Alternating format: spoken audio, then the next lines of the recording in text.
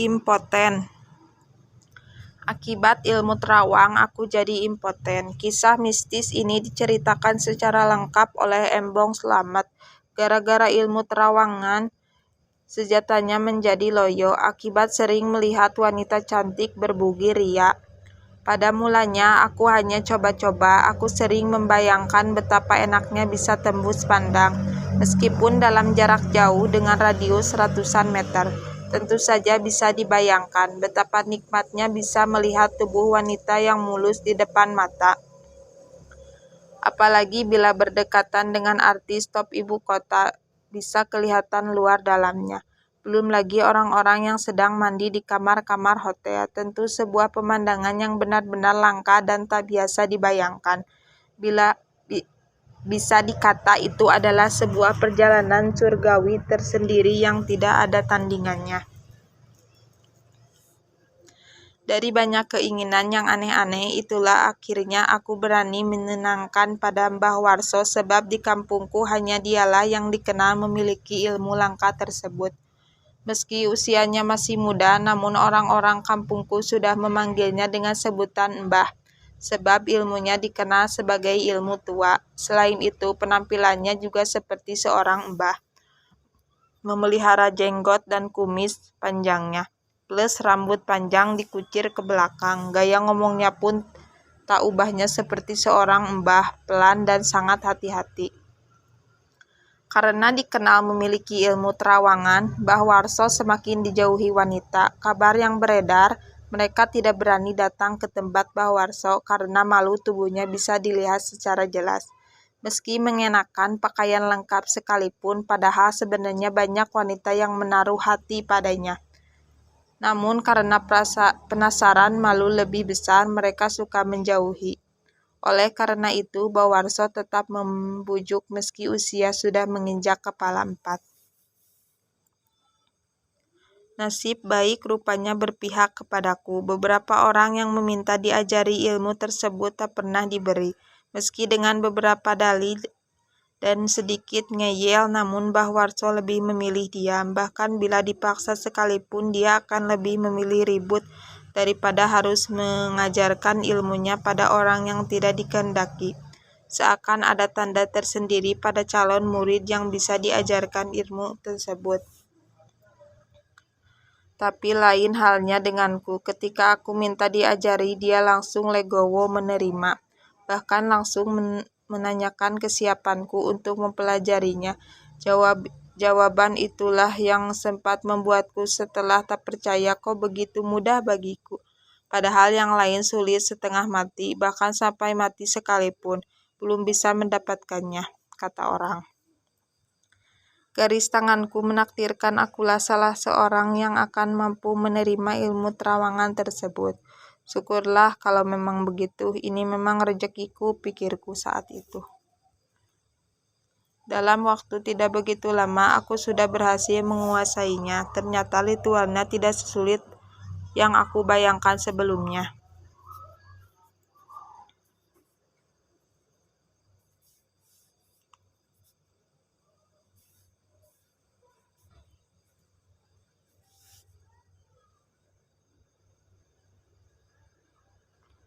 Hanya dengan berpuasa pati geni beberapa hari saja plus lelaku yang tak seberapa berat. Keinginan sudah tercapai. Dalam hitungan jari tangan aku sudah bisa menerawang ke beberapa tempat. Meski terhalang tembok tebal, benar-benar gila betapa mulusnya tubuh Dian, Sari, Hilda, dan Siska.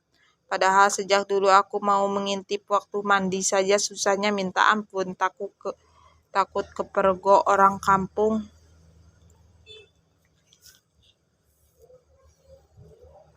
Sejak mulai menguasai ilmu terawangan, aku memilih hobi baru. Setiap hari selalu kusempatkan diri untuk menajal ilmuku. Hampir seluruh wanita di kampungku, semua sudah pernah kulihat tubuhnya. Bahkan istri kepala desa yang bekas foto model. Sudah puas aku memandanginya. Tak puas hanya dengan memandangi seluruh gadis-gadis, ibu dan janda di kampungku jadi sasaran. Akhirnya aku mengembangkan bakat alamku ke kota. Setiap memasuki terminal bus, Aku selalu menyempatkan untuk merapihi ilmu lebih dulu. Jadinya mereka yang ada di sekitar tempat itu seperti tak mengenakan pakaian sedikit pun. Luar biasa, enak benar, terasa seperti hidup di alam air saja. Tidak hanya tubuh wanita itu yang mulus saja yang bisa kulihat, tapi juga orang-orang yang sedang melakukan hubungan intim di kamarnya. Lewat ilmu terawang, aku bisa melihatnya dengan jelas, setiap gerakan mereka. Beberapa temanku yang sempat kuceritakan detik demi detik permainan seorang tetangga hanya bisa ngiler mendengarnya. Ayo dong, ajari aku, itulah ujangnya di setiap aku menceritakan sesuatu pada mereka. Akibat ilmu tersebut, aku tak suka lagi nonton PCD porno. Bagiku melihat langsung akan lebih bagus ketimbang hanya melihat di layar televisi. Lagian dengan ilmu warisan leluhur itu aku tak usah mengeluarkan biaya sedikit pun. Hanya dengan modal konsentrasi dan sedikit waktu untuk merapal mantra, aku sudah bisa menikmati dengan leluasa. Aku benar-benar leluasa untuk bisa melihat apapun yang berada di balik pakaian seseorang. Termasuk untuk mengukur besar kecil kecang kendurnya milik seseorang. Aku hafal benar barang-barang mereka. Namun ada satu dampak yang tak pernah kubayangkan sebelumnya. Padahal dampak itu amat fatal bagiku. Bawarso juga tak pernah memberiku sebelumnya. Ternyata sejak aku menguasai ilmu pemberian Bawarso, senjatanya tak pernah lagi berdiri tegak. Padahal secara nyata pancingan yang diberikan mataku sudah benar-benar maksimal. Adapun yang kuinginkan, aku bisa melihatnya dengan jelas. Tapi anehnya, meski kedua mataku bisa melihat segala sesuatu dengan leluasa, namun aku tak pernah bernafsu. Semuanya terasa biasa, tak ada yang istimewa dan perlu dihayati.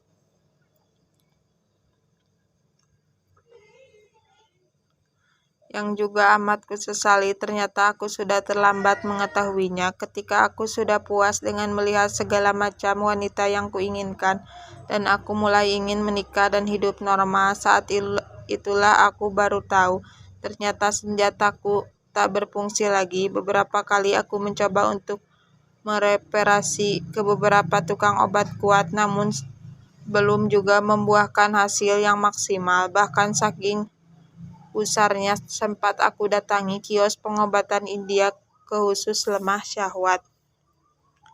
Namun belum juga berhasil, padahal saat itu si pengobatnya wanita India yang benar-benar cantik plus bahenol. Berpakaian minim lagi sebagai seorang lelaki normal, melihat saja tanpa menyentuh bisa membuat lelaki yang lemah syahwat langsung bergairah. Jantan kembali, tapi aku benar-benar lain. Disentuh beberapa kali pun tak juga mau bergerak. Aku mulai panik. Kudatangi Bawarso lalu kusampaikan keluhku kepadanya. Pikirku hanya dialah yang tahu penerawangan karena dia juga yang memberikan ilmu itu padaku. Namun apa yang terjadi kemudian sungguh di luar dugaanku. Orang itu malah tertawa terbahak-bahak. Bukan cuma kamu yang merasakan hal itu, aku sendiri juga sangat menyesal, jawabnya dengan enteng. Saat itu darah mudaku langsung naik ke ubun-ubun tanpa terkendali. Kupegang ke arah bajuku lalu kuangkat. Dasar guru bajingan, bentakku diiringi bonga mentah yang langsung mendarat di bibirnya. Lelaki itu terjebak ke tanah sambil meratap mimpi minta ampun. Tetapi secara diam-diam aku merasa kasihan kepadanya. Tak kuat dengan batinku yang semakin memberontak, kutinggalkan Bawarso sendirian. Tak lupa aku mohon maaf atas kekasaranku, namun tetap dengan jawaban semula. Ia mengaku belum tahu penangkalnya. Ia sendiri sebenarnya juga kepingin bisa memiliki senjata normal layaknya seorang lelaki biasa. Setiap menjelang tidur, aku selalu merenungi dosa-dosa yang telah kuperbuat. Bukankah mengamalkan ilmu semacam itu dilarang Tuhan karena bisa mempermalukan orang? Kenapa aku melakukannya? Bukan salah Mbak Warso kalau aku sekarang dihukum, toh kesalahan sudah aku lakukan dalam beberapa lama. Beruntung aku masih diberi kesempatan untuk bertobat. Jika tidak, maka aku akan menyesali lebih lama lagi nantinya. Setelah merenung untuk beberapa lama, aku mulai menemukan jalan keluarnya. Aku semakin senang dengan puasa Senin Kamis, lalu membaca syahadat sebanyak 41 kali setiap usai sholat maghrib. Sementara materi ilmu terawangan kusingkirkan jauh-jauh. Tak pernah lagi kuamalkan, bahkan kulupakan sebisa mungkin. Beberapa pantangan malah sengaja kulanggar. Rupanya usahaku tak sia-sia. Beberapa kali aku merasa aliran hangat merambat dari pusarku menuju alat vitalku. Semua itu pula aku merasa optimis untuk bisa hidup normal seperti dulu lagi. Namun semuanya tetap kuserahkan kepadamu, Tuhanku yang Maha Pengampun.